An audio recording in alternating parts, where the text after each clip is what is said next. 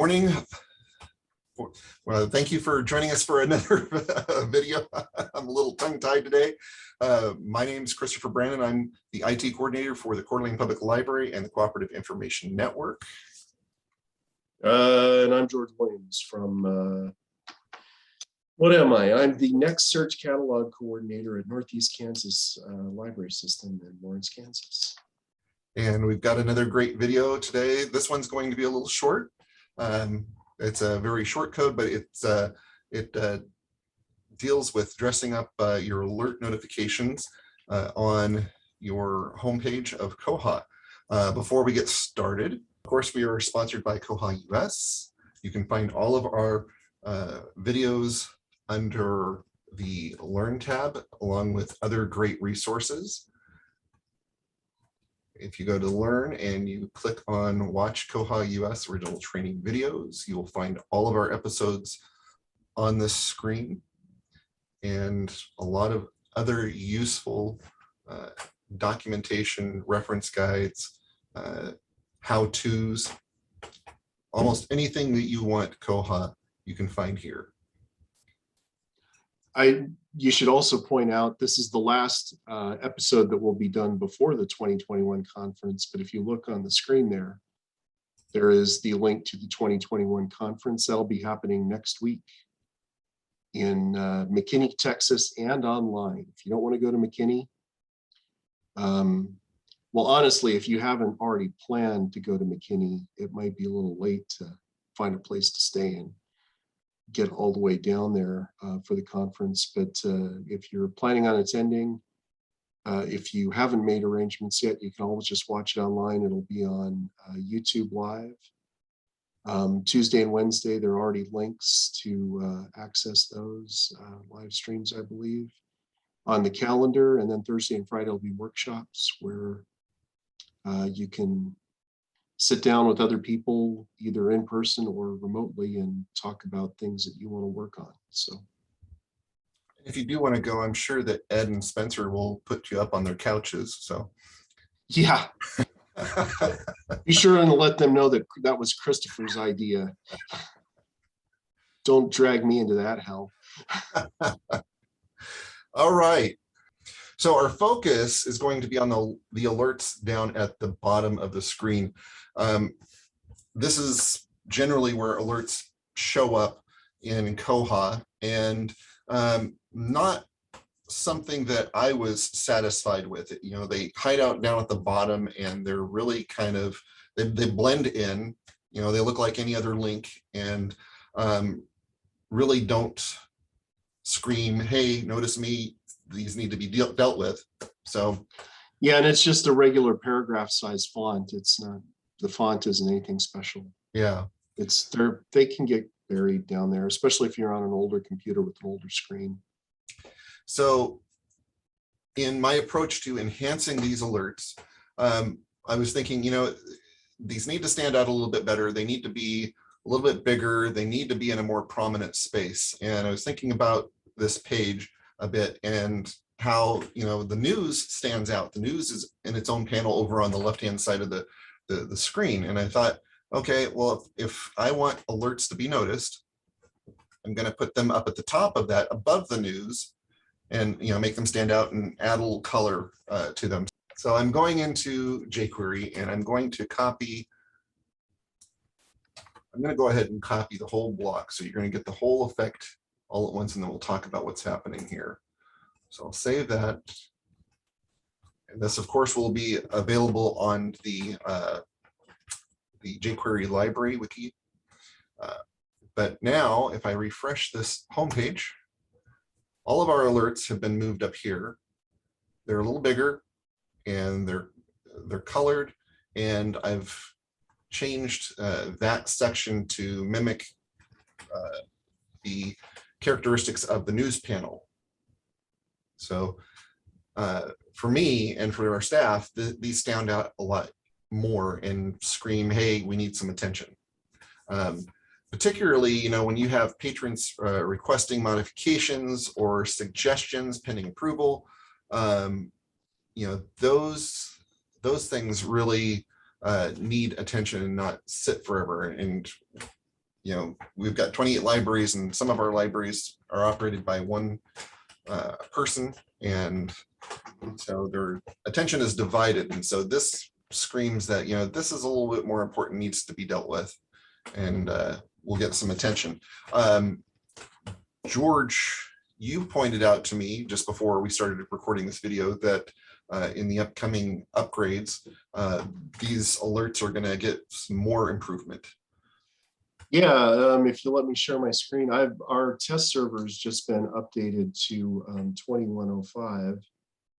And so if I share my screen, I can show you the suggestions pending approval in the next upgrade. If you're on anything lower than 2105, right now the suggestions pending approval, it adds there are 9 pending approval from Nichols, and there are 244 from all the other libraries. If I switch over to a different library, like Leavenworth uses purchase suggestions a lot. So if we reload and get back to there, then we'll see Leavenworth, they have 16. So it does give you a breakdown. I can't show you what it looks like, but it does take you to the page that just shows the Leavenworth suggestions. If you click on this link, and on this link, it'll take you to the suggestions for all libraries. I'm not going to take you to those because there are some active suggestions in there with patron names and card numbers. And so I can't do that because it would be confidential information. Okay. So just out of curiosity, and I haven't tried this, I haven't had my hands on the newer version of Koha. Are you able to apply this to your test server and see if yeah, it works with those modifications? It's great that they modified that. Those numbers were kind of cryptic to begin with, and you didn't know what the numbers, if their numbers had anything to do with your library or another library. So I'm glad that they're starting to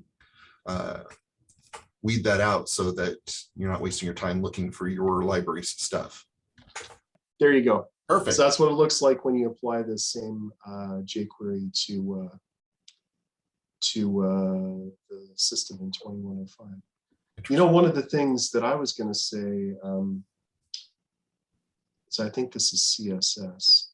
Let me stop sharing for a second and pull up another thing that I've got on my system. Here we go. Let me flip back over to, this is something we can add in as some extra bonus content. One of the things, let me reload this so that we can see the art test, the koha-US demo site. One of the things I don't like about the Koha, the Koru logo in the background there, is that I always get kind of thrown off when I'm reading the things that are right over that space because of the background. And so I actually have a really brief bit of CSS. Let's see, Internet User CSS.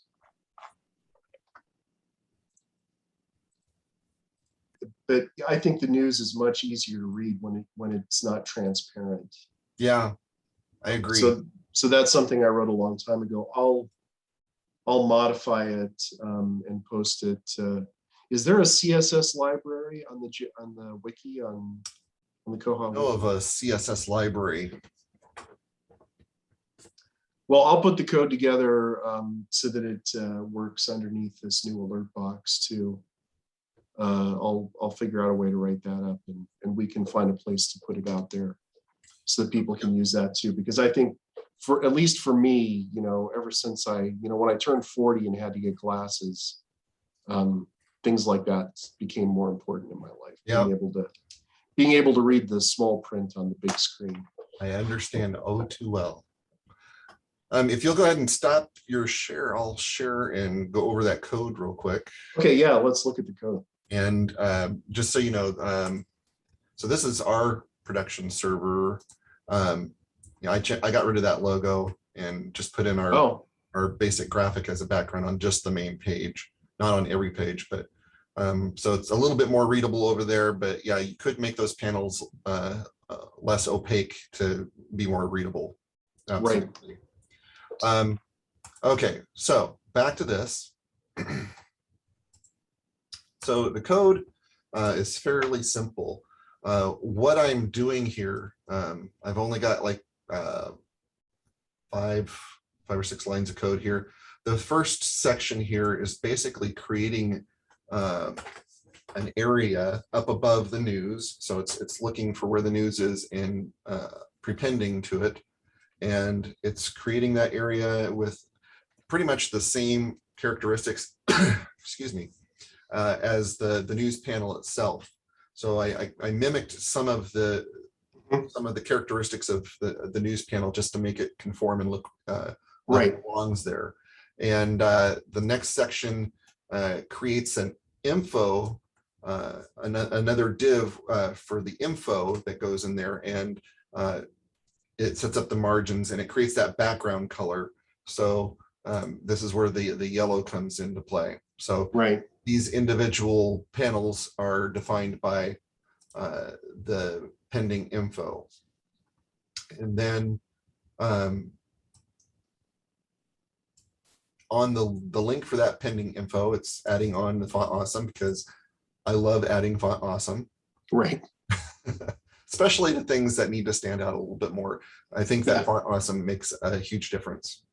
And you know, my eye is just drawn to symbols that mean something instead of just like dots or whatever. So I love that. So then this line right here is looking at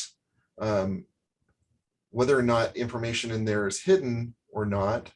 If it's all hidden, then it's going to hide that panel completely. Because if the info is just hidden, you'll still be left with alerts up here. And I thought, you know, if there's nothing showing, why have that area defined at all? So, or have that area showing at all. So if there are no alerts, then the entire alerts section just goes away. You know what happened if it said alerts and there's nothing there? You know what had happened to me? What? People would call and they say, why can't I see any of the alerts? Well, I can tell you, we almost never have no alerts. There's never a time when there isn't a suggestion pending somewhere. Exactly. You know, when you're in a live system, you know, our system, we've usually got a couple hundred pending that different libraries are working on. So anyways, that is the nuts and bolts of the alerts. We moved it. We made the go ahead and look like do a reload real quick. What's that? Do a reload real quick. Reload that page. There you go.